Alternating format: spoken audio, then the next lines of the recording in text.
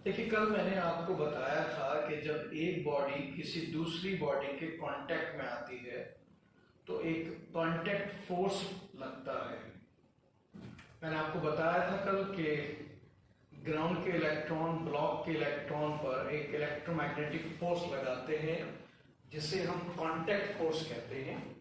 और सिमिलरली जिस तरह से ग्राउंड के इलेक्ट्रॉन ब्लॉक के इलेक्ट्रॉन पर लगाते हैं, न्यूटन थ्रेड लॉ के अकॉर्डिंग ब्लॉक के इलेक्ट्रॉन ग्राउंड के इलेक्ट्रॉन पर भी लगाते हैं। ठीक है, इस तरह से।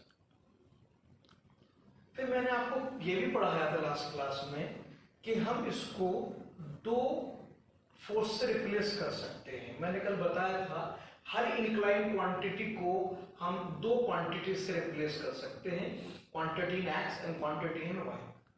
क्वांटिटी इन वाई को हमने नॉर्मल नाम दिया था और इसको हमने फ्रिक्शन नाम दिया। ऐसे आप इस वाले को कर सकते हैं, एक पार्ट एक्स में और एक पार्ट वाई में। तो कल मैंने यहां तक डिस्कस कर लिया था, लास्ट क्लास के अंदर मैंने ये बता दिया था, मैं दोबारा बता देता हूं। जब एक बॉडी किसी दूसरी बॉडी के कांटेक्ट में आती है तो एक बॉडी के अंदर जो एटम्स होते हैं उसके अंदर जो मूविंग इलेक्ट्रॉन होते हैं वो दूसरी बॉडी के मूविंग इलेक्ट्रॉन पर एक इलेक्ट्रोमैग्नेटिक फोर्स लगाते हैं जिसे हम कांटेक्ट फोर्स कहते हैं। एक बॉडी दूसरी बॉडी पर लगाती है और दूसरी बॉडी पहली बॉडी पर लगाती है, equal and opposite according to Newton third law. ये आपने पढ़ा होगा 9th में। फिर मैंने ये बताया था कि इंक्लाइन फोर्स जो होता है उसमें काम करना मुश्किल होता है, तो इंक्लाइन क्वांटिटी को हम रिप्लेस कर सकते हैं दो क्वांटिटी से, quantity in X and quantity in Y. जो काम quantity in X and quantity in Y करती है वही काम इंक्लाइन क्वांटिटी करती है। आपकी चॉइस होती है, चाहे तो आप इंक्लाइन फोर्स में डील करें या आप उसकी जगह दो फोर्स में डील करें, एक्स का फोर्स और वाई का। इनको नाम क्या देना था वो मैंने लास्ट क्लास में बता दिया था। अब थोड़ा सा और डिटेल में स्टडी करते हैं, वही कल वाली क्लास से कंटिन्यू करते हैं। देखिए, नॉर्मल की बात करते हैं। नॉर्मल क्या है? देखो, मैंने आपको बताया था कि नॉर्मल किसकी जगह आया है? कांटेक्ट फोर्स की जगह। और कांटेक्ट फोर्स किसकी वजह से लगा है? मूविंग इलेक्ट्रॉन की वजह से। तो मैंने आपको लास्ट क्लास से बताया था कि दो मूविंग इलेक्ट्रॉन्स के बीच में क्या लगता है? इलेक्ट्रोमैग्नेटिक फोर्स लगता है। ठीक, तो अगर कांटेक्ट फोर्स इलेक्ट्रोमैग्नेटिक है तो उसका वाई पार्ट और एक्स पार्ट भी तो इलेक्ट्रोमैग्नेटिक ही है ना। तो नॉर्मल क्या है? एक इलेक्ट्रोमैग्नेटिक फोर्स है जो मूविंग चार्जेस से डेवलप हुआ है। लेकिन ये कौन सा वाला पार्ट है? ये टोटल नहीं है, टोटल तो एफसी है। ये वाई वाला पार्ट है। वाई से क्या मतलब है? वाई का मतलब है सरफेस के परपेंडिकुलर वाला पार्ट। ये सरफेस ये है एक्स में, उसका ठीक परपेंडिकुलर ये क्या हो गया? वाई। अब मैं वाई कहना ठीक नहीं समझता, इसलिए कि वाई और एक्स हमारी चॉइस पे होता है। भाई जिस चीज को मैं एक्स कह रहा हूं हो सकता है दूसरा आदमी उसे वाई एक्सिस मान ले, क्योंकि एक्स वाई कोई फिक्स चीज नहीं होती है, हमारी मर्जी होती है हम किसको एक्स कहें किसको वाई। तो मैं नॉर्मल को ये नहीं कहूंगा it is the Y force, मैं इसे इस तरह से लिखूंगा, it is an electromagnetic force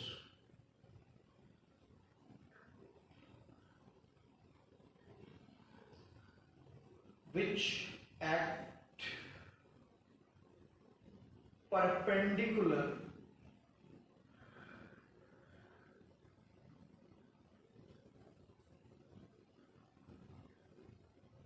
to surface in contact। क्या लिखा मैंने? नॉर्मल क्या है? नॉर्मल एक इलेक्ट्रोमैग्नेटिक फोर्स है, मतलब ऐसा फोर्स है जो मूविंग चार्ज से पैदा हुआ है।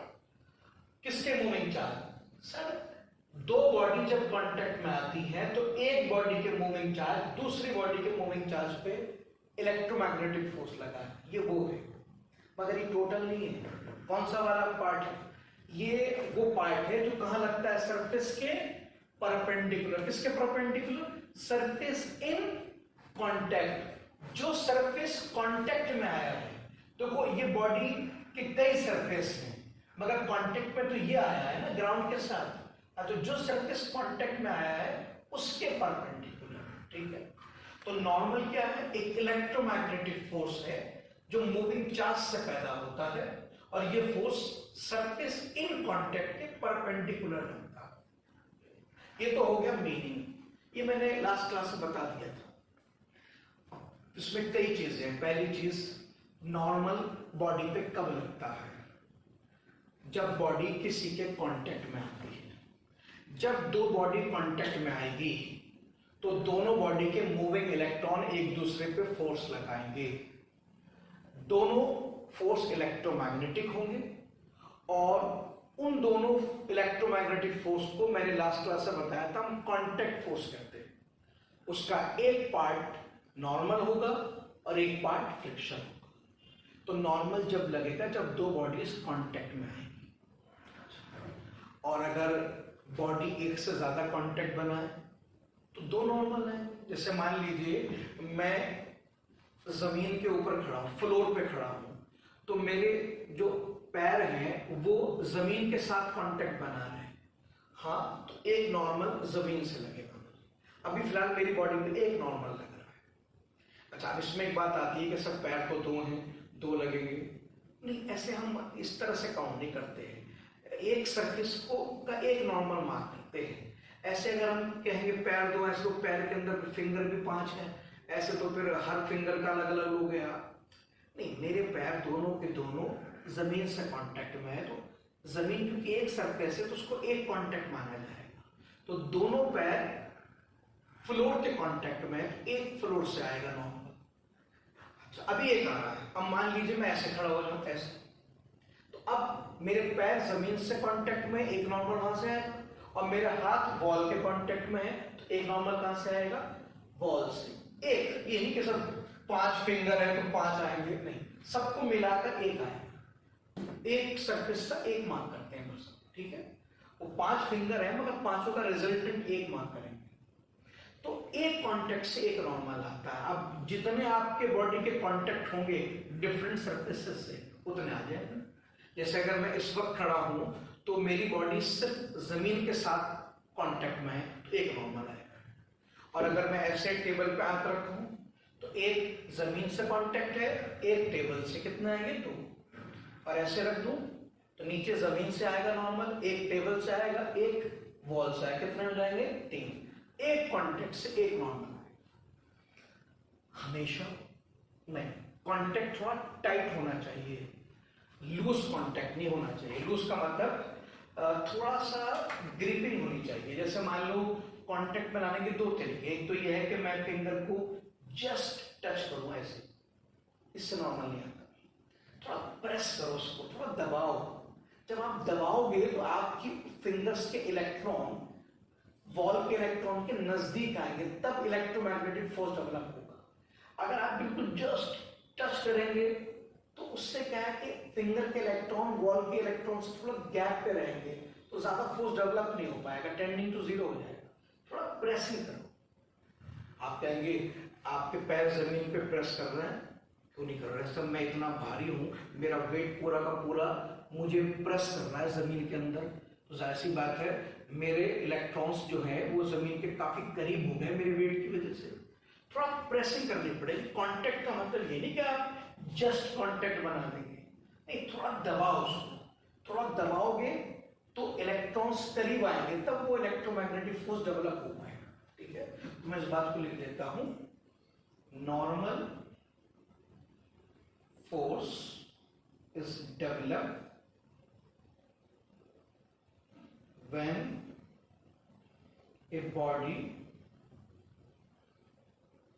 comes in tight contact with another body। पहली बात तो मैंने क्या लिखवाई, नॉर्मल फोर्स कब डेवलप होगा, जब एक बॉडी दूसरी बॉडी के साथ टाइट कांटेक्ट बनाएगी, मतलब थोड़ा सा प्रेसिंग करनी पड़ेगी आपको, लूज कांटेक्ट में नहीं काम चलेगा।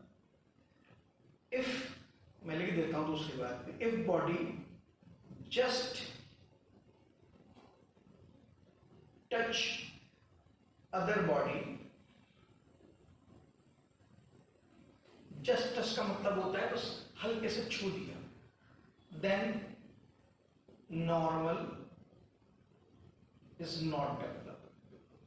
छूने से डबल नॉर्मल नहीं आता, थोड़ा सा टाइट कांटेक्ट होना चाहिए, थोड़ा प्रेसिंग करो तब आएगा नॉर्मल। तीसरी बात लिखवा देता हूं, फॉर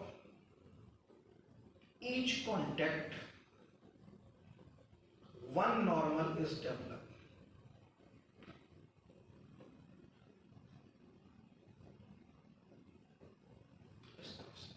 तो तीन बात ध्यान रखना। पहली बात तो ये कि नॉर्मल कब आता है, जब एक बॉडी किसी दूसरी बॉडी के साथ टाइट कांटेक्ट बनाए।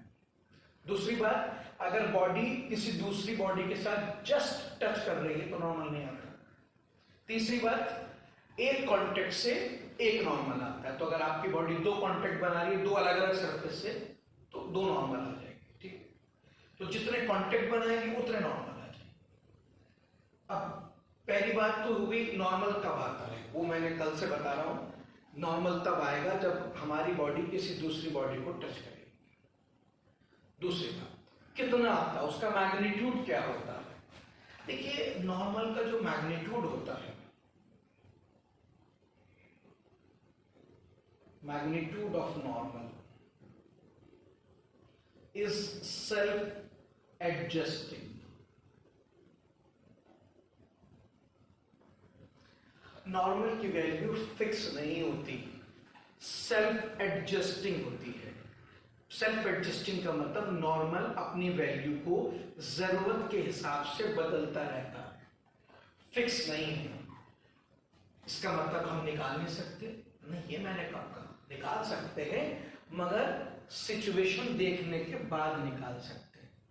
आप मुझसे अभी ये पूछें कि सर अभी बता दो कि कल जो क्वेश्चन आएगा उसमें नॉर्मल कितना होगा, नहीं बता सकता।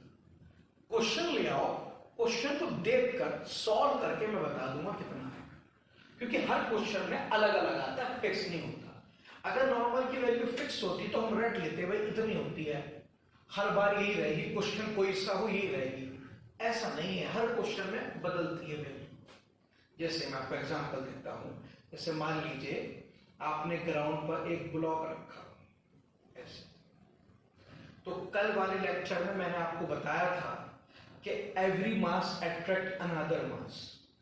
तो अर्थ का मास ब्लॉक के मास को अपनी तरफ अट्रैक्ट करेगा, कितने फोर्स से, कल बताया था mg फोर्स, ये लास्ट लेक्चर में हम डिस्कस कर चुके हैं। तो अर्थ का मास ब्लॉक के मास को अपनी तरफ अट्रैक्ट करेगा according to law of gravitation. इसे कौन सा फोर्स बोलते हैं, ग्रेविटेशनल फोर्स, ठीक है। और हमने कल ये भी पढ़ा था कि जब, आज भी पढ़ा है कि जब एक बॉडी किसी दूसरी बॉडी के कांटेक्ट में आएगी तो यहां कांटेक्ट पे क्या डेवलप होगा, एक नॉर्मल। तो यहां एक नॉर्मल भी लगेगा, ये लग गया ऐसे। अब बताओ, एक mg लग रहा है, ऊपर से नॉर्मल लग रहा है, ठीक, और आपकी बॉडी रेस्ट पे है। कोई बॉडी रेस्ट पे तब रहती है जब नेट फोर्स 0 हो। तो अगर ये बॉडी रेस्ट पे है तो नेट फोर्स 0 होना चाहिए। नेट फोर्स 0 कब होगा, जब नॉर्मल mg के बराबर होगा। जब नॉर्मल mg को बैलेंस करेगा तभी तो नेट फोर्स 0 होगा। तो इस केस में नॉर्मल की वैल्यू क्या होगी, नॉर्मल की वैल्यू mg के बराबर होगी। अब बताओ, अब कुछ लोग कहेंगे सर आंसर तो आ गया, नॉर्मल तो mg के बराबर होता है। इस क्वेश्चन में ना, अगला क्वेश्चन में कुछ और होगा। देखो ऐसा है, नॉर्मल का काम क्या है पहले समझो। जब तुम ब्लॉक को अर्थ पे रखते हो तो according to law of gravitation earth का मास ब्लॉक के मास को अपनी तरफ अट्रैक्ट करता है, नीचे खींचता है, ठीक। सर अर्थ का mass according to law of gravitation block को नीचे खींच रहा है, मगर क्या ब्लॉक नीचे आ सकता है, नहीं, जगह ही नहीं है। भाई अर्थ ये है ना, सॉलिड है, क्या अर्थ और ब्लॉक के बीच में कोई स्पेस है आने के लिए, नहीं, तो ये अंदर घुस ही नहीं सकता। जैसे मैं अर्थ पे खड़ा हूं तो according to law of gravitation earth का मास मेरे मास को अपनी तरफ अट्रैक्ट कर रहा होगा, यानी कि अर्थ मुझे नीचे खींच रही होगी, तो क्या मैं नीचे जा सकता हूँ?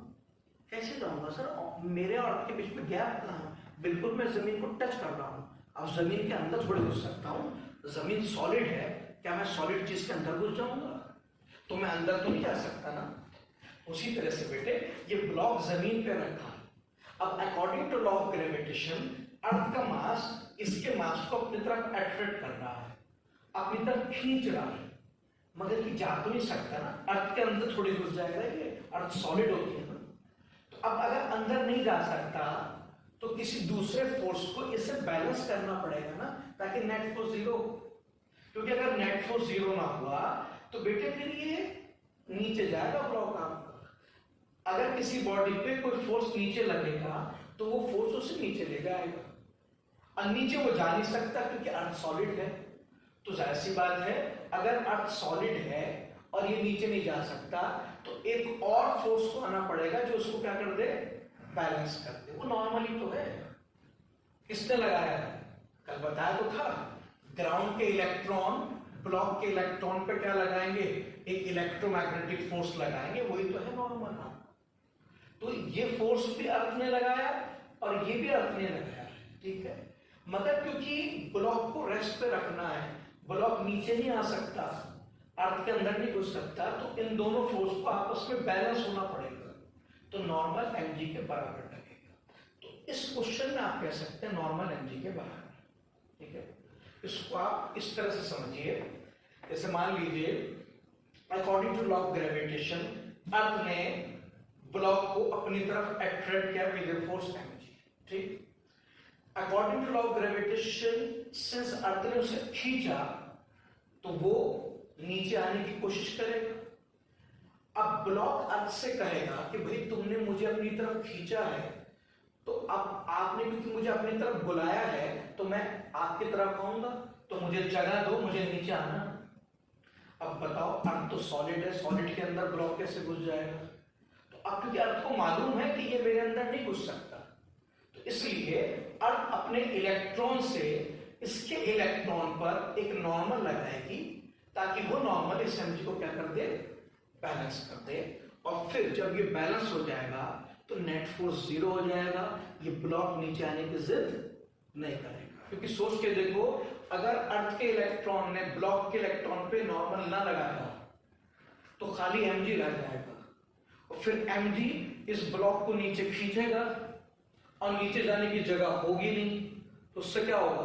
कुछ नहीं, जगह हो ना हो, अगर फोर्स लगेगा तो इससे नीचे आना पड़ेगा, फिर ये ब्लॉक अर्थ को तोड़ के नीचे घुसेगा, अर्थ को तोड़ देगा, मट्टी को हटा के नीचे घुस जाएगा। अब अर्थ टूट जाएगी, कौन चाहता है मैं टूट जाऊं?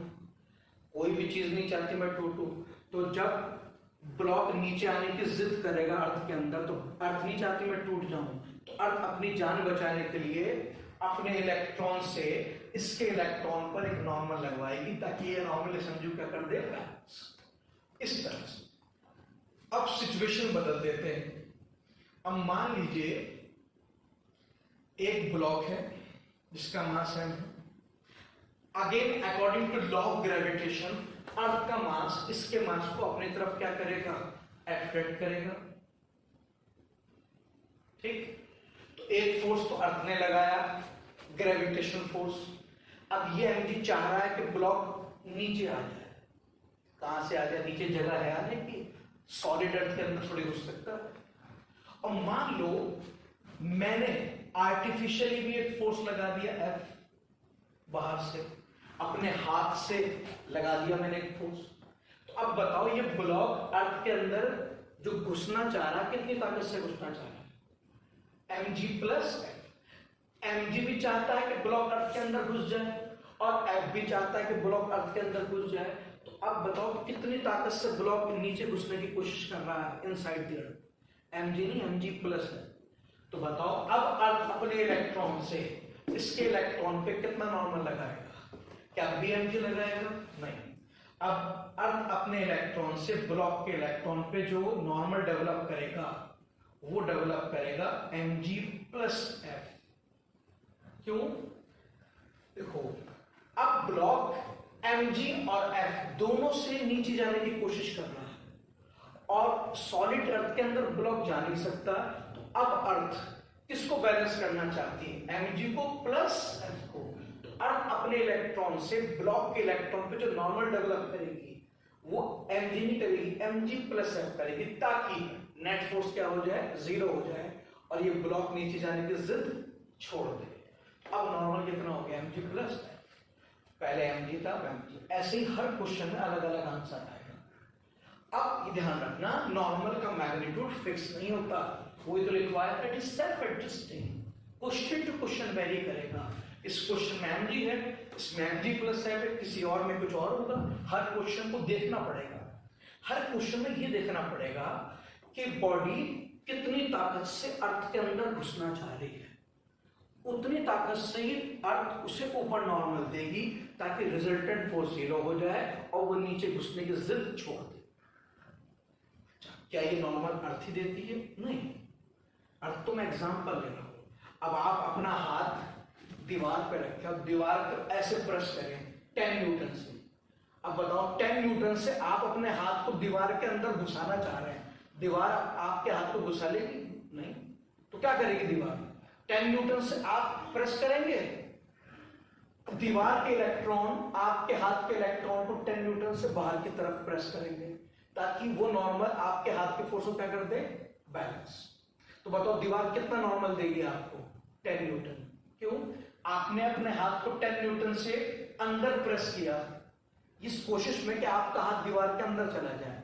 तो दीवार आपके हाथ को रोकने के लिए बाहर कितना देगी? 10 न्यूटन, ताकि उसका 10 न्यूटन आपके 10 न्यूटन को बैलेंस कर दे। तो नॉर्मल कितना लगा? 10। लेकिन अगर मैं अपनी ताकत बदल दूं, मैं 20 न्यूटन से प्रेस करूं, तो फिर दीवार को मेरे हाथ को रोकने के लिए कितना नॉर्मल देना पड़ेगा? 20 न्यूटन। तो हर क्वेश्चन में नॉर्मल अलग अलग आता है।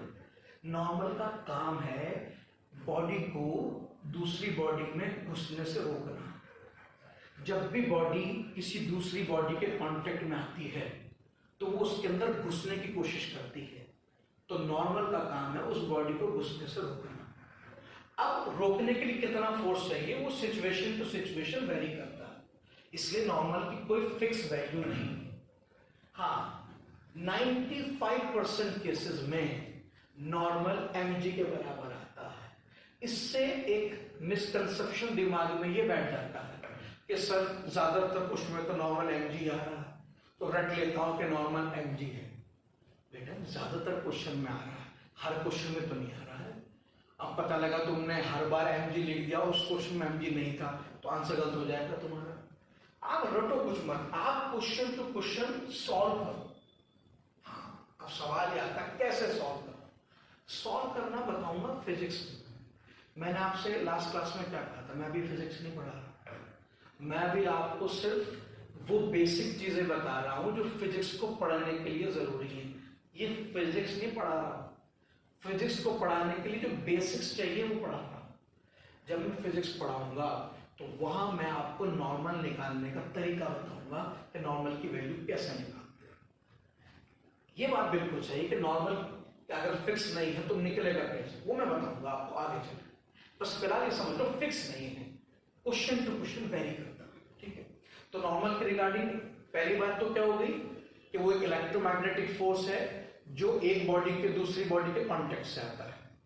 दूसरी बात, नॉर्मल डेवलप तब होता है जब एक बॉडी किसी दूसरी को टाइट कांटेक्ट बनाती है। तीसरी बात, नॉर्मल जो है वो एक कांटेक्ट से एक आता है, दो कांटेक्ट है तो दो है। फोर्थ, नॉर्मल की वैल्यू फिक्स है। अब लास्ट बात आती है डायरेक्शन। नॉर्मल का डायरेक्शन क्या होगा वो लिखवा देता हूं। Direction of normal is perpendicular to surface in contact and has a tendency to repel the body. Normal का डायरेक्शन सरफेस इन कांटेक्ट के परपेंडिकुलर होता है। कौन से सरफेस के परपेंडिकुलर होता है? जो कांटेक्ट में हो। किसके साथ? दूसरे के साथ। और उसकी टेंडेंसी क्या होती है? बॉडी को रिपेल करने की होती है। दो चीज समझ लीजिए। पहली बात, नॉर्मल कहां लगता है? उस सरफेस के परपेंडिकुलर लगता है जो किसी दूसरे के साथ कांटेक्ट में। दूसरी बात, इसकी टेंडेंसी बॉडी को रिपेल करने की होती है। अब इसको समझ लीजिए। जैसे मान लीजिए ये है ग्राउंड, ठीक, और आपने ये रख दिया एक ब्लॉक उस पे, ठीक है। अब देखो, ब्लॉक ग्राउंड के साथ कांटेक्ट बना रहा है यहां से, इस सरफेस से, यहां से लेकर यहां तक। ये ब्लॉक इस ग्राउंड के कांटेक्ट में है। तो इस कांटेक्ट पर एक नॉर्मल पैदा होगा। मैंने अभी बताया था नॉर्मल कब लगता है? जब एक बॉडी किसी दूसरी बॉडी के कांटेक्ट में आती है। तो ये बॉडी इसके साथ कांटेक्ट बना रही है इस सरफेस से। तो एक सरफेस है, एक नॉर्मल कहां लगेगा? सरफेस इन कांटेक्ट के perpendicular. Surface in contact x में है तो नॉर्मल कहां लगेगा? वाई में लगेगा।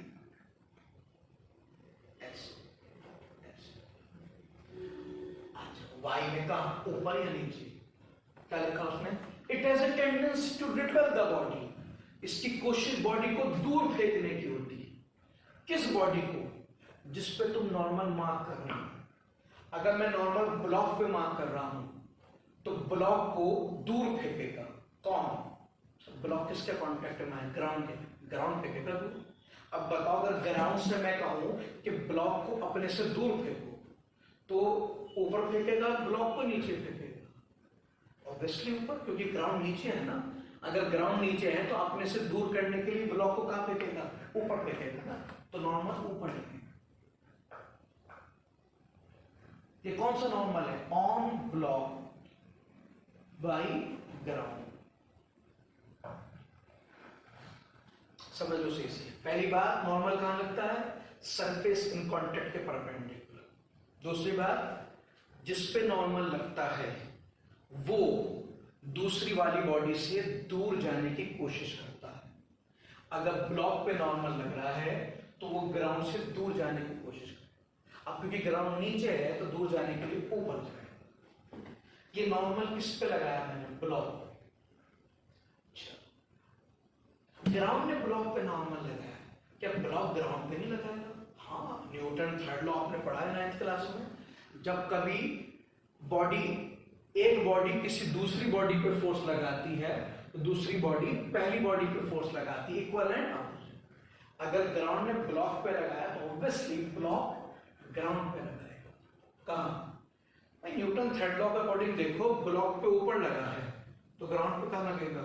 नीचे लगेगा, इक्वल एंड अपोजिट, ऐसे लगेगा। ये कौन सा नॉर्मल है? ये हो गया ऑन ग्राउंड बाई ब्लॉक, ऐसे लगेगा। तो जिस तरह से ग्राउंड ब्लॉक पे लगाएगा वैसे ही ब्लॉक ग्राउंड। अच्छा, ये डायरेक्शन मैंने न्यूटन थर्ड लॉ से लगाया, इस रूल से नहीं निकाल सकता? हाँ, निकाल सकता हूं। देखो, आपको ग्राउंड पे लगाना, कोई बात नहीं। जिस पे नॉर्मल लगाना है वो दूसरी वाली बॉडी से दूर जाना चाहता है। तो अगर ग्राउंड पे लगाना है तो ग्राउंड ब्लॉक से दूर जाना चाहे। अब बताओ, ब्लॉक ऊपर है तो ग्राउंड ब्लॉक से दूर जाने के लिए कहां जाएगा? अब देखो, ग्राउंड पे मार्क कर रहे हो तो दूर किसको जाना है? ग्राउंड को जाना है। तो अब ग्राउंड को दूर जाना किससे? ब्लॉक से। ब्लॉक ऊपर है तो कहां जाएगा? नीचे जाएगा। नीचे। ध्यान रखो, जिस पे नॉर्मल तुम्हें लगाना है वो दूर जाएगा, किससे? दूसरी वाली बॉडी से। तो अगर नॉर्मल ब्लॉक पे लगाना है तो ब्लॉक से कहो तू दूर जाएगा ग्राउंड से, और अगर ग्राउंड पे लगाना है तो ग्राउंड से कहो तू दूर जा, किससे? ब्लॉक से। ऐसे लग जाएगा। तो दो रूल फॉलो करने हैं। पहला रूल, सरफेस इन कांटेक्ट के परपेंडिकुलर लगे। अगर सरफेस एक्स में है तो नॉर्मल वाई में लगे। वाई में दो पॉसिबिलिटी, ऊपर या नीचे। दूसरा नियम, जिस पे लगाना है वो दूसरे वाले से दूर जाएगा।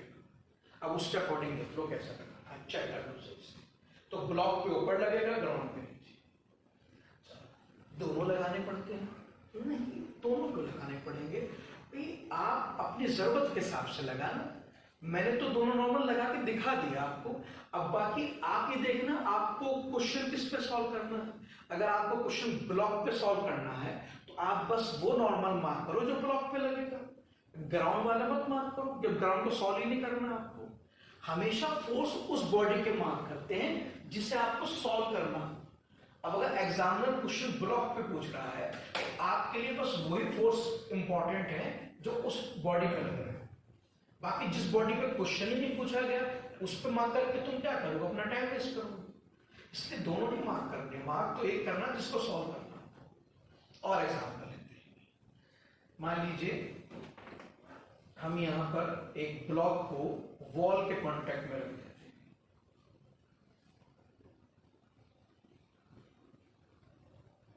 ये ब्लॉक वॉल के कांटेक्ट में आ गया, ये ब्लॉक है, ये वॉल है।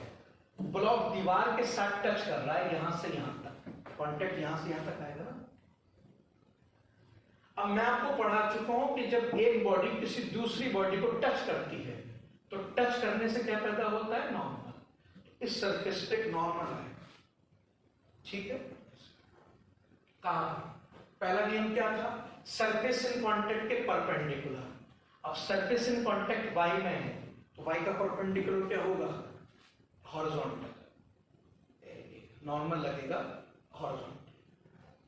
पहला नियम ये था, normal act perpendicular to surface in contact, उस सरफेस की जो कांटेक्ट में है। अब ब्लॉक का दीवार के साथ जो सरफेस कांटेक्ट में है वो ये, इसके परपेंडिकुलर लगेगा। ये y में है तो ये किस पर लगेगा, x, लेफ्ट या राइट। आप बताओ ब्लॉक पे चाहिए दीवार पे चाहिए, जिस पे चाहिए उसे दूर भेजना पड़ेगा दूसरे वाले से। मान लेते हैं ब्लॉक पे चाहिए, हाँ तो ब्लॉक से कहो दीवार से दूर जाए। दीवार राइट में है तो दूर जाने के लिए उसको कहो लेफ्ट जाए, ठीक है। तो इसे लेफ्ट भेज दो, किसे लेफ्ट भेज रहा हूं, ब्लॉक को। क्यों सर, दीवार राइट में है ना, दूर जाने के लिए लेफ्ट जाना पड़ेगा ना, तो लेफ्ट। किस पे लगा है ये लगा है ऑन ब्लॉक बाई ओवर। और अगर ग्राउंड पे चाहिए हो तो ग्राउंड से कहो कि तुम ब्लॉक से दूर जाओ। अब ब्लॉक लेफ्ट में है तो तुम कहो तुम राइट में जाओ, तभी तो दूर जाओगे। तो दीवार पे राइट पे लगेगा, ये है ऑन वॉल बाई ब्लॉक। तो जिस पे तुम्हें लगाना है ना उससे कहो कि दूसरे वाले से कहा जाए दूर जाए। तो ये लग गया, ये नॉर्मल वॉल पे लगेगा, किसने लगाया, ब्लॉक में, और वो ब्लॉक पे लगेगा बाई। दोनों पे इक्वल एंड अपोजिट लगता है। न्यूटन थर्ड लॉ के अकॉर्डिंग एक्शन रिएक्शन क्या होते हैं, इक्वल एंड अपोजिट। जितना नॉर्मल ब्लॉक पे लगेगा उतना ही वॉल पे इक्वल एंड अपोजिट। इस पे एन लगा तो उस पे भी एन लगेगा। दूसरा एग्जांपल और एग्जांपल देखते हैं।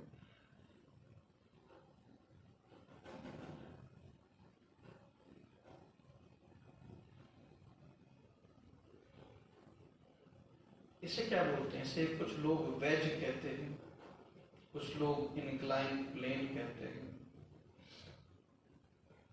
कुछ लोग ट्रायंगुलर ब्लॉक कहते हैं।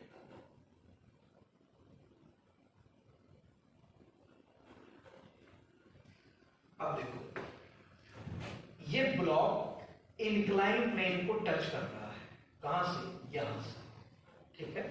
यहां से यहां तक ये ब्लॉक इंक्लाइन को टच कर रहा है, यहां से। इस सरफेस पे क्या डेवलप होगा, एक नॉर्मल। कांटेक्ट में आने से नॉर्मल आता है, जब एक बॉडी किसी दूसरे के कांटेक्ट में आए तो नॉर्मल आता है, तो यहां नॉर्मल आएगा। पहला रूल, सरफेस के परपेंडिकुलर लगेगा, तो नॉर्मल जो लगेगा वो इस सरफेस के परपेंडिकुलर लगेगा जो कांटेक्ट में है। तो एक लाइन बनाओ जो इसके परपेंडिकुलर हो।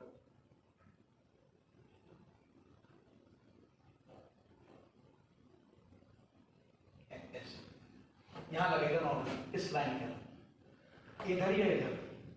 अब बताओ किस पे चाहिए, ब्लॉक पे या इंक्लाइन। मान लो ब्लॉक पे चाहिए तो ब्लॉक से कहो कि इंक्लाइन से दूर जाए। अब इंक्लाइन नीचे है तो ब्लॉक से कहो ऊपर भागे, उस तरफ, इस तरफ लगेगा। ये किस पे लगेगा, ऑन ब्लॉक बाई इंक्लाइन। और अगर इंक्लाइन पे चाहिए हो तो इंक्लाइन से कहो कि ब्लॉक से दूर जाए, ब्लॉक ऊपर है तो इंक्लाइन से कहो नीचे की तरफ भागे। इस नीचे ऐसे नहीं जाएगा, नहीं, लगना चाहिए सरफेस के परपेंडिकुलर ही। देखो दो रूल हैं, सरफेस के परपेंडिकुलर लगेगा और जिस पे लगेगा वो दूसरी बॉडी से दूर जाएगी। तो पहली शर्त तो सेटिस्फाई करनी है ना। पहली शर्त क्या थी कि जो सरफेस इन कांटेक्ट है उसके परपेंडिकुलर लगेगा। अब चॉइस इधर या इधर की है बस। अब क्योंकि इंक्लाइन पे लगाना है तो इंक्लाइन से कहो कि ब्लॉक से दूर जाओ। अब ब्लॉक क्योंकि ऊपर है तो इसे नीचे जाना होगा, मगर नीचे ऐसे नहीं, ऐसे जाना होगा, परपेंडिकुलर टू सरफेस ऐसे। ये होगा नॉर्मल। ये कौन सा नॉर्मल हो गया? On incline bye block.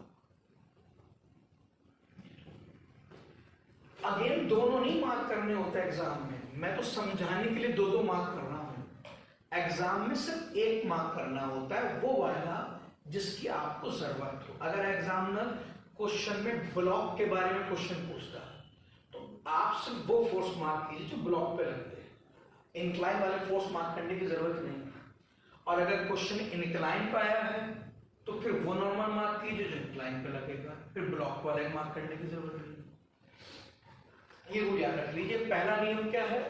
जो सरफेस कांटेक्ट में है उसके ठीक परपेंडिकुलर। ठीक। दूसरा नियम क्या है? जिस पे लगेगा वो दूसरे वाले से दूर जाएगा, और अगर इस पे लगेगा इससे दूर जाएगा, इस तरह से। तो दो नियम अलग अलग कर लीजिए। पहला नियम, सरफेस इन कांटेक्ट के परपेंडिकुलर लगेगा, जो सरफेस कांटेक्ट में उसके ठीक 90। दूसरा नियम, जिस पे लगाना है आपको उससे कहो कि तो दूसरे वाले से दूर जाए। अब ये तुम डिसाइड करो तुम्हें किस पे लगाना है। अगर एग्जाम में क्वेश्चन ब्लॉक पे आया है तो ब्लॉक पे लगाना है, तो ब्लॉक से कहो कि इंक्लाइन से दूर जाए, इंक्लाइन नीचे है तो उससे कहो ऊपर जाए। और अगर इंक्लाइन पे क्वेश्चन आया है तो इंक्लाइन से कहो कि ब्लॉक से दूर जाए, ब्लॉक ऊपर है तो उससे कहो नीचे आए। ठीक है, तो ये नॉर्मल इंक्लाइन पे लगेगा, वो ब्लॉक पे लगेगा। इसमें एक डाउट ये आता है कि सर इंक्लाइन ब्लॉक के साथ तो कांटेक्ट में है ही, ग्राउंड के साथ भी तो है। देखो यहां से ये ग्राउंड ही तो है। हाँ, तो एक नॉर्मल ग्राउंड से भी आएगा, वो मैंने आपको शुरू में बताया था, एक कांटेक्ट से एक आता है। अब इंक्लाइन ब्लॉक के साथ भी कांटेक्ट में है, एक नॉर्मल तो ब्लॉक से आएगा, और इंक्लाइन ग्राउंड से भी कांटेक्ट में तो एक नॉर्मल ग्राउंड से भी आएगा, यहां से भी आएगा, यहां से भी आएगा। कहां पर? अब पहला नियम है सरफेस के ठीक परपेंडिकुलर। ये एक्स में है तो नॉर्मल कहां आएगा? वाई में आएगा। किस पे लगाना है? अब तुम देखो, मान लो इंक्लाइन पे लगाना है इस पे, तो इंक्लाइन से कहो ग्राउंड से दूर जाए, ग्राउंड से दूर जाना होगा। हाँ, उससे दूर जाना जिसके कांटेक्ट में है। अब ये इंक्लाइन ग्राउंड के कांटेक्ट में है ना, तो ग्राउंड से दूर जाएगा। तो ग्राउंड नीचे है तो उससे कहो ऊपर जाए, ऐसे एंड नॉन। ये कौन सा नॉर्मल है? On incline by what? By ground. ये ग्राउंड ने दिया है भाई, इंक्लाइन ग्राउंड के कांटेक्ट में है तो नॉर्मल कौन देगा? ग्राउंड ही तो देगा। और अगर मुझे ग्राउंड पे मार्क करना होता तो, अगर ग्राउंड पे मार्क करना है तो प्रॉब्लम नहीं, ग्राउंड से कहो कि इंक्लाइन से दूर जाओ। अब इंक्लाइन ऊपर है तो ग्राउंड से कहो नीचे जाओ। ये क्या होगा? On ground by incline. ये वो नॉर्मल है जो ग्राउंड पे लगेगा बाय इंक्लाइन, ये वो नॉर्मल है जो इंक्लाइन पे लगेगा बाय।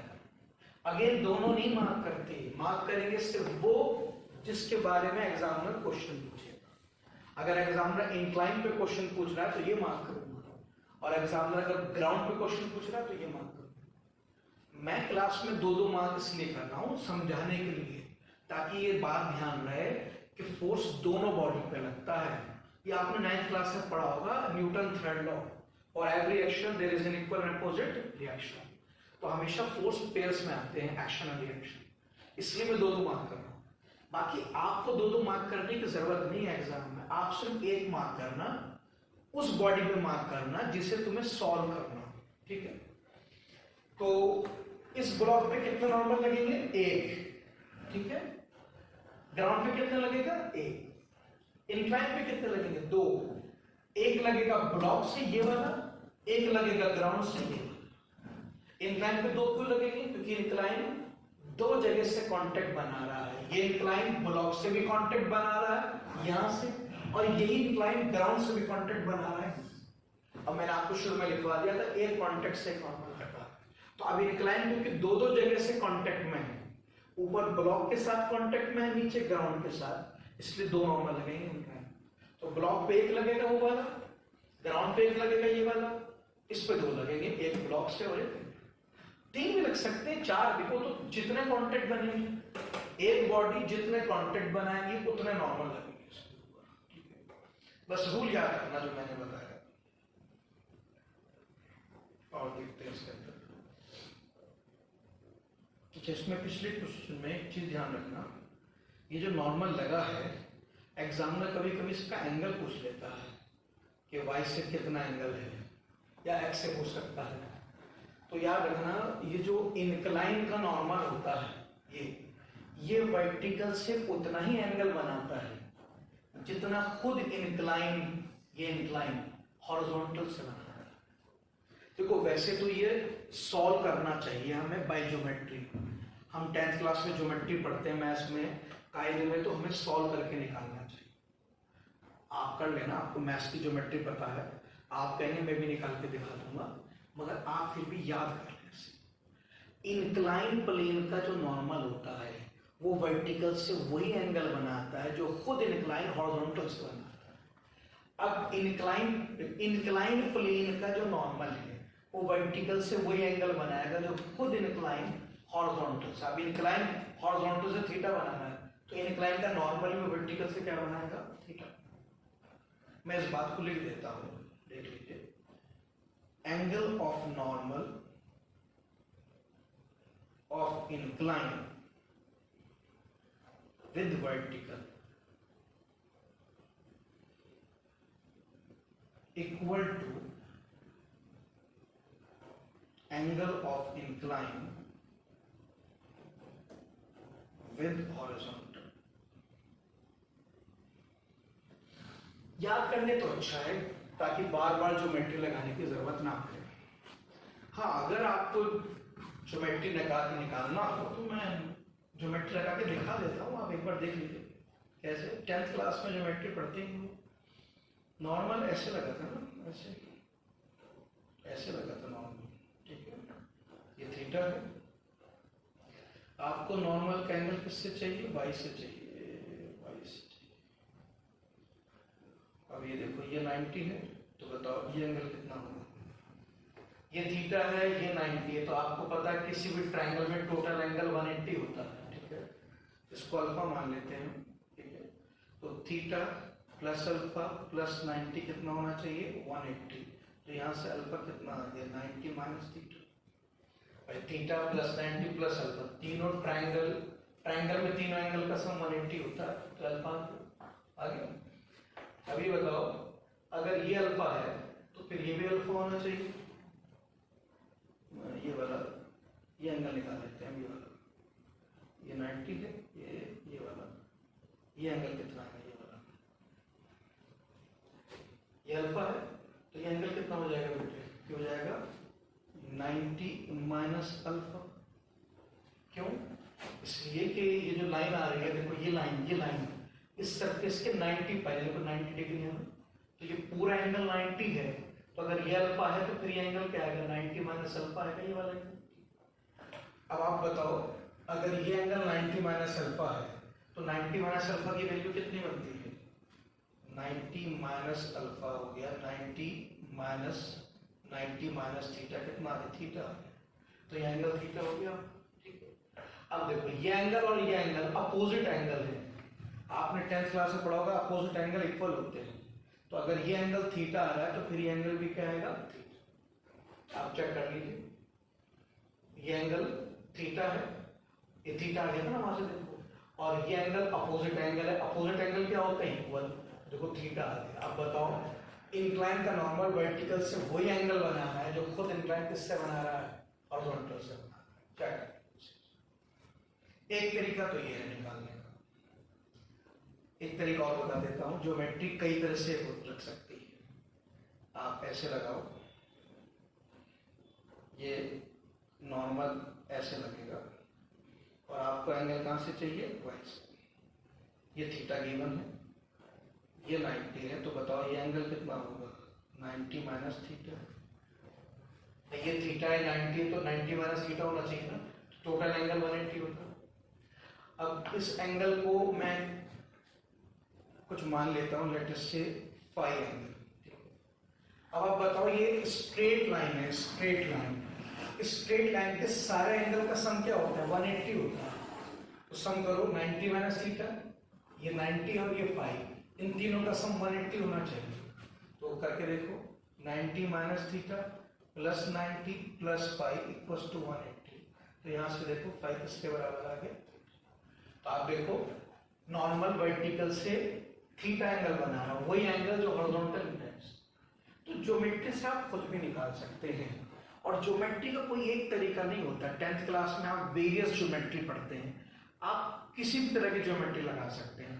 मैं 10 तरह से प्रूव कर सकता हूँ एंगल थीटा, लेकिन मेरे हिसाब से आप ज्योमेट्री अपने हिसाब से लगाते रहिए, फिजिक्स के पॉइंट ऑफ व्यू से आप याद कर लीजिए इस बात को जो मैंने आपको लिखवाई है। क्यों? क्योंकि इंक्लाइन के क्वेश्चन फिजिक्स में अक्सर आते हैं, और इस एंगल की जरूरत हमें यूजुअली पड़ती है। अब बार बार थोड़ी ज्योमेट्री लगाएंगे, जब यूजुअली जरूरत पड़ती है तो बस याद कर लीजिए, ताकि देखते ही मान कर दें ये एंगल जरूरत पड़ेगी। हाँ, आगे क्वेश्चन में बेटे इस एंगल की जरूरत पड़ेगी, ये वाला, इसलिए मैं बता रहा हूं। देखो याद रखना, अगर कोई चीज इंक्लाइन है तो मेरे लिए इंपॉर्टेंट है जानना वो कितने एंगल पे इंक्लाइन। तो अगर कोई चीज वाई में है तो वहां एंगल इंपॉर्टेंट नहीं है, क्योंकि सब जानते हैं वर्टिकल डायरेक्शन क्या होता है। अगर कोई चीज एक्स में है तो उसमें मेरे लिए कुछ ज्यादा जानने की जरूरत नहीं, सब जानते हैं हॉरिजॉन्टल क्या होता है। मगर अगर कोई चीज इंक्लाइन है तो मेरे लिए इंपॉर्टेंट हो जाता है ये जानना कि वो कितना एंगल पे इंक्लाइन, क्योंकि इंक्लाइन तो बहुत सारे हो सकते हैं ना, incline at 30, incline at 60, incline at 40। तो अगर आप किसी आदमी से ये कहें कि ये चीज वाई में लग रही है तो वो तुरंत समझ जाएगा कि वर्टिकल लग रही है। आप किसी दूसरे आदमी से कहें कि ये चीज एक्स में लग रही है, वो तुरंत समझ जाएगा ये हॉरिजॉन्टल लग रही है। लेकिन अगर किसी आदमी से आप ये कहें कि ये चीज इनक्लाइन लग रही है, तो तुरंत आपसे कहेगा इनक्लाइन कितने एंगल पे लग रही है, क्योंकि इनक्लाइन का तो कोई मीनिंग ही नहीं होता विदाउट एंगल। इसलिए जब भी आप इंक्लाइन का नॉर्मल मार्क करेंगे तो साथ में एंगल बताना जरूरी होता है, अदरवाइज उसकी इंपॉर्टेंस नहीं होती।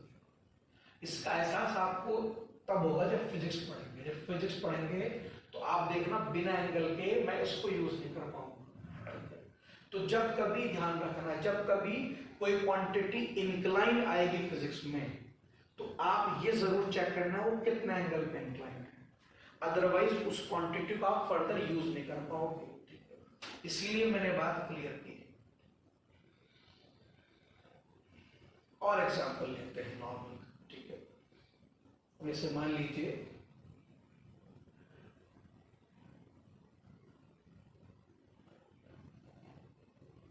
ये एक रॉड है, ये फ्लोर, ये वो। तो आप देखो रॉड फ्लोर के साथ भी कांटेक्ट में है यहां पर, और ये रॉड वॉल के साथ भी कांटेक्ट में है, ये यहां पर। तो ये रॉड फ्लोर के साथ भी कांटेक्ट बना रही है और वॉल के साथ। अब क्या चाहिए, अब मुझे नॉर्मल चाहिए। कितने, एक फ्लोर से आएगा एक वॉल से। पहले फ्लोर पे जाते हैं। बताओ नॉर्मल का पहला नियम क्या है, it act perpendicular to surface.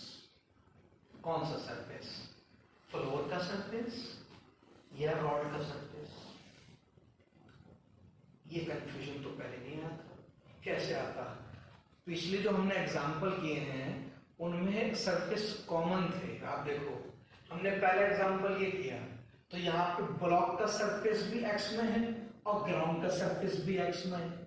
तो ब्लॉक और ग्राउंड दोनों का सरफेस एक्स में था, इसलिए कोई कंफ्यूजन ही नहीं था, ठीक है। उसके बाद फिर हमने ये एग्जांपल किया, तो आप देखो ब्लॉक का सरफेस भी वाई में है और बॉल का सरफेस भी वाई में है, दोनों का वाई में है, कोई कंफ्यूजन नहीं था।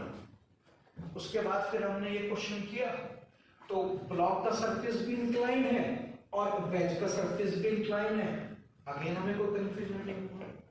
ये पहला क्वेश्चन देख रहे हैं हम जिसके अंदर फ्लोर का सरफेस अलग है और रॉड का सरफेस अलग है। अब यहां प्रॉब्लम ये है कि यहां सरफेस दो है, फ्लोर का अलग, रॉड का अलग। तो अब नॉर्मल का रूल है, it always act perpendicular to surface in contact. Normal उस सरफेस के परपेंडिकुलर लगता है जो कांटेक्ट में है। कांटेक्ट में तो रॉड भी और फ्लोर भी है। अब कंफ्यूजन ये है कि मैं किसका परपेंडिकुलर ड्रॉ करूं, फ्लोर का या रॉड का? तो आंसर बताता हूं, जिस पॉइंट पे वो कांटेक्ट में उस पे हाथ रख लो, ये रख लो। ठीक, अब ये देखो कौन सा सरफेस पॉइंट के दोनों तरफ एग्जिस्ट करता है। फ्लोर पॉइंट के राइट में भी है और फ्लोर पॉइंट के लेफ्ट में भी है। हाँ, इसके परपेंडिकुलर लेंगे हम फ्लोर। आप रॉड को देखो, रॉड पॉइंट के इस तरफ है मगर रॉड पॉइंट के उस तरफ एग्जिस्ट नहीं करती है, इसके परपेंडिकुलर नहीं है। तो अगर कभी आपको लगे कि दो सरफेस कांटेक्ट में है और दोनों अलग अलग हैं, अलग अलग डायरेक्शन में है, तो आप जो नॉर्मल ड्रॉ करेंगे उस सरफेस के परपेंडिकुलर ड्रॉ करेंगे जो उस पॉइंट के दोनों तरफ एग्जिस्ट करता होगा। आप देख लो, ये पॉइंट है, फ्लोर इस तरफ भी है पॉइंट के और उस तरफ भी, रॉड इस तरफ है, रॉड इस तरफ नहीं, तो परपेंडिकुलर उस सरफेस के लेंगे जो दोनों तरफ। तो फ्लोर के लेंगे, फ्लोर एक्स में है तो एक्स का परपेंडिकुलर क्या होता है, वाई, तो नॉर्मल वाई में लेंगे। फ्लोर के परपेंडिकुलर या रॉड के परपेंडिकुलर लिए, ऊपर या नीचे? अब आप बताओ, आपको रॉड पे चाहिए या फ्लोर पे? रॉड पे चाहिए, तो जिस पे चाहिए उससे कहो दूसरे वाले से दूर जाए। रॉड से कहो कि फ्लोर से दूर जाए, फ्लोर नीचे है, दूर कहां जाएगी रॉड? ऊपर। ये कौन सा नॉर्मल है? On rod by floor. ऐसे फ्लोर पे भी लगेगी। फिलहाल रॉड में पे कंसंट्रेट करते हैं। अभी यहां भी कांटेक्ट है। पहला रूल क्या है? Normal act perpendicular to surface in contact. Surface in contact rod का भी है और वॉल का भी है। रॉड और वॉल दोनों कांटेक्ट में है, तो किसके परपेंडिकुलर लूंगा? जो पॉइंट के दोनों तरफ एग्जिस्ट करेगा। वॉल पॉइंट के नीचे भी है और वॉल पॉइंट के ऊपर भी। रॉड पॉइंट के इस तरफ है, पॉइंट के उस तरफ नहीं है, तो रॉड के परपेंडिकुलर वॉल के परपेंडिकुलर लूंगा। वॉल वाई में है तो नॉर्मल एक्स में लगेगा, ऐसे। तो नॉर्मल किसके परपेंडिकुलर लगेगा? वॉल। दूसरा नियम क्या है? जिस पे लगेगा वो दूसरी बॉडी से दूर चलेगा। अब बताओ नॉर्मल किस पे मार्क करना? लगेगा तो दोनों पे, रॉड पे भी लगेगा और वॉल पे भी लगेगा, दोनों पे। ये बताओ तुम्हें किस पे चाहिए? मान लेते रॉड पे चाहिए, तो रॉड से कहो कि दीवार से दूर जाए। दीवार लेफ्ट में है तो रॉड से कहो राइट में जाए, तो नॉर्मल राइट में लगेगा। ये किस पे लगा है? रॉड पे। किसने लगाया है? वॉल में।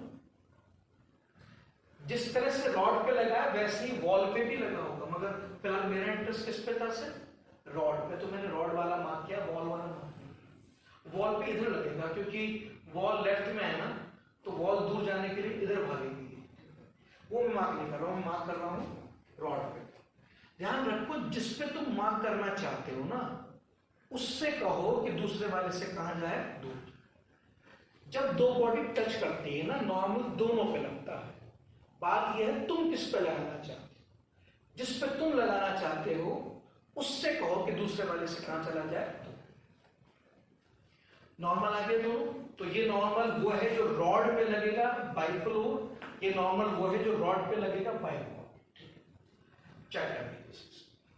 तो अगर आपको लगे दो सरफेस है कांटेक्ट में, तो ध्यान रखना, अगर दो सरफेस कांटेक्ट में हो तो पॉइंट पे हाथ रख के ये देखा करो कि कौन सा सरफेस उस पॉइंट के दोनों तरफ एक्सिस्ट करता है। ठीक है, उसको प्रेफर किया करो। नेक्स्ट एग्जांपल लेते हैं। अगेन एक रॉड रख देते हैं इस तरह से, ये फ्लोर, ये वॉल। अगेन रॉड जो है वो फ्लोर के भी कांटेक्ट में है और वॉल के भी कांटेक्ट में है। तो कितने नॉर्मल लगेंगे? 2 लगेंगे। एक तो कहां लगेगा? एक तो यहां लगेगा फ्लोर पे और एक लगेगा वॉल। एक नॉर्मल फ्लोर से लगेगा। पहला नियम क्या है? सरफेस के परपेंडिकुलर। कौन सा सरफेस? फ्लोर या रॉड? पॉइंट के दोनों तरफ कौन है? फ्लोर है, दोनों तरफ। रॉड एक तरफ है, दूसरी तरफ नहीं। फ्लोर के परपेंडिकुलर। फ्लोर एक्स में तो नॉर्मल कहां लगेगा? वो वाई में, फ्लोर के परपेंडिकुलर। दूसरा नियम, किस पे लगाना चाहते हो नॉर्मल? रॉड पे या फ्लोर पे? लगेगा दोनों पे। तुम किस पे चाहते हो? रॉड पे। तो ठीक है, रॉड से कहो कि फ्लोर से दूर जाए। फ्लोर नीचे है तो दूर जाएगा ना, ऊपर जाएगा, तो ये लगेगा। ये कौन सा नॉर्मल है? On rod by floor. जिस तरह से रॉड पे लगा वैसे फ्लोर पे भी लगा होगा। According to Newton third law, every action has an equal opposite reaction. लेकिन फिलहाल मैं इंटरेस्टेड सिर्फ रॉड में। अब आ जाओ यहां से। पहला नियम क्या है? नॉर्मल लगता है सरफेस के परपेंडिकुलर। कौन सा सरफेस? देखो, अगर मैं हाथ रखूं तो वॉल नीचे है, वॉल ऊपर नहीं है। इस पॉइंट पे देखते हैं, जिस पॉइंट पे बॉडी कांटेक्ट में होती है उस पॉइंट पे देखो दोनों तरफ कौन है। वॉल पॉइंट के नीचे है, पॉइंट के ऊपर नहीं है। लेकिन रॉड पॉइंट के इस तरफ भी और पॉइंट के उस तरफ भी है, दोनों तरफ है पॉइंट के। हाँ, तो रॉड के परपेंडिकुलर ड्रॉ करो। हम परपेंडिकुलर उस सरफेस के लेते हैं जो पॉइंट के दोनों तरफ एग्जिस्ट करता है। ध्यान रखना, पिछले जो शुरू के 3 क्वेश्चन थे वहां पे दोनों बॉडी के सरफेस कॉमन थे, तो वहां कोई कंफ्यूजन नहीं था, ठीक है। लेकिन जो अभी मैं आपको क्वेश्चन कर रहा हूं पिछला वाला भी, यहाँ पे जो 2 बॉडी टच कर रही है उनके दोनों के सरफेस कॉमन नहीं है। आप देखो, वॉल का सरफेस अलग है और रॉड का सरफेस अलग है। तो जब 2 चीजें कांटेक्ट में आए और उनके सरफेस कॉमन डायरेक्शन में ना हो, तो आप उस सरफेस के परपेंडिकुलर नॉर्मल ड्रॉ करोगे जो पॉइंट के दोनों तरफ एक्सिस्ट करेगा। अब इस पॉइंट ऑफ कांटेक्ट के दोनों तरफ रॉड एग्जिस्ट करती है। रॉड पॉइंट के इस तरफ भी और उस तरफ भी। वॉल नीचे है मगर वॉल ऊपर नहीं है, तो मैं रॉड के परपेंडिकुलर ड्रॉ करूंगा, ठीक है, ऊपर या नीचे।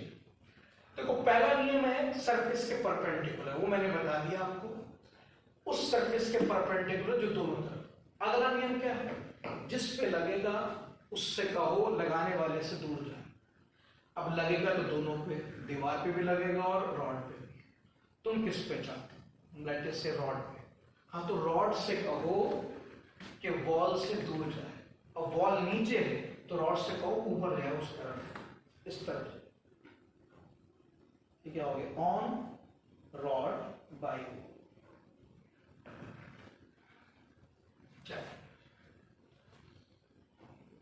देखो, वो नॉर्मल किस पे लगा है? रॉड पे लगा है, बाय वॉल। अब पिछले क्वेश्चन में देखो, पिछले क्वेश्चन में वॉल ने जो नॉर्मल दिया था रॉड को वो एक्स में दिया था, और इस क्वेश्चन में इंक्लाइन दिया। क्यों? वो रूल है ना हमारे। देखो, रूल ये है कि हम नॉर्मल उस सरफेस के परपेंडिकुलर लेते हैं जो पॉइंट ऑफ कांटेक्ट के दोनों तरफ एग्जिस्ट करता हो। पिछले क्वेश्चन में पॉइंट ऑफ कांटेक्ट के दोनों तरफ वॉल एग्जिस्ट कर रही थी। पॉइंट के दोनों तरफ क्या थी? वॉल। नीचे भी वॉल है, ऊपर भी वॉल है, तो परपेंडिकुलर वॉल के ड्रॉ किया। मगर इस क्वेश्चन में सिचुएशन बदल गई है। यहां पॉइंट के दोनों तरफ क्या है? रॉड है, इधर भी है और उधर भी, तो परपेंडिकुलर रॉड के ड्रॉ किया। साइंस में रूल्स इंपॉर्टेंट होते हैं। अगर साइंस में हम रूल्स को स्ट्रिक्टली फॉलो करते रहें तो ऐसा हो ही नहीं सकता कि आंसर ना। साइंस में आंसर ना आने का एक ही मतलब है, हमने कोई रूल सही से फॉलो नहीं किया। क्योंकि साइंस तो बाय रूल्स है ना। तो अगर आप रूल को सही से फॉलो कर रहे हैं, स्ट्रिक्टली फॉलो कर रहे हैं, तो आराम से आंसर आ जाएगा। बस प्रॉब्लम ये होती है कि हम भूल जाते हैं, क्योंकि रूल्स बहुत सारे होते हैं साइंस में, और हम यूजुअली एग्जाम में कुछ रूल्स भूल जाते हैं, ये जल्दबाजी में लगाना भूल जाते हैं, तो उस चक्कर में ज्यादातर गलती होती है कि बच्चे रूल को अवॉइड करते हैं। ज्यादातर बच्चे जो आजकल के हुए है, वो चाहते हैं बस जल्दी से क्वेश्चन सॉल्व हो जाए और किसी तरह से आंसर आ जाए, रूल्स को फॉलो करना जरूरी नहीं समझते। यही गलती होती है, आप रूल्स से जैसे ही हटेंगे आंसर गलत हो जाएगा और आपको पता नहीं चलेगा, आपको लगेगा मैं ठीक कर रहा हूँ, वो बाद में पता लगेगा जब नेगेटिव मार्क्स आए। रूल्स बहुत इंपॉर्टेंट। साइंस में बेसिकली आंसर निकालना इंपॉर्टेंट नहीं होता बेटा। जो हमें एग्जामिनर टेस्ट करता है साइंस के ऊपर, वो इसलिए टेस्ट नहीं करता कि हम आंसर कैसे निकालते हैं, वो ये टेस्ट करना चाहता है कि हमें साइंस के रूल्स कितनी अच्छी तरह आते हैं। तो रूल्स को स्ट्रिक्टली फॉलो किया। अब मैं एक क्वेश्चन आपको नेक्स्ट क्लास के लिए दे रहा हूं, आप घर पे ट्राई करना। ये रॉड है, ये फ्लोर और ये वॉल,